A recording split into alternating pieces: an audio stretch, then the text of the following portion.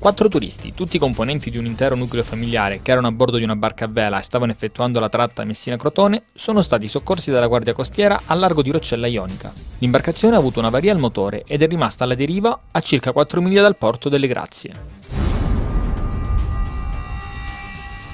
Il SIT della regione ha elaborato i dati previsionali dell'estate. Il periodo in esame va da giugno ad agosto 2011. Si stima un incremento degli arrivi del 3,2% e delle presenze del 2,5%, con circa 150.000 pernottamenti in più rispetto al 2010. La Calabria, ha detto il presidente della regione Giuseppe Scopelliti, è senza alcun dubbio una delle mete preferite dai turisti italiani e stranieri. Il sindaco di Reggio Calabria, Demetrio Arena, in questi giorni si sta recando nelle periferie della città per verificare le condizioni ambientali delle zone al di fuori del centro storico. Il primo cittadino questa mattina ha visitato Pellaro, con uno scenario impietoso, carrozzine, lavastoviglie, scaldabagni, Ethernet sul ciglio della strada e vicino al mare. Arena ha invitato i reggini a recarsi in una delle isole ecologiche della città, dove i rifiuti ingombranti vengono prelevati gratuitamente.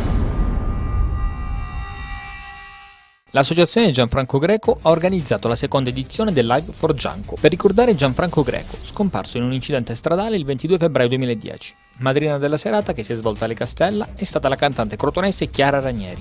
È stato trasmesso anche lo spot realizzato da Media Service sul tema, alla presenza dei calciatori del Crotone che hanno interpretato il messaggio promozionale.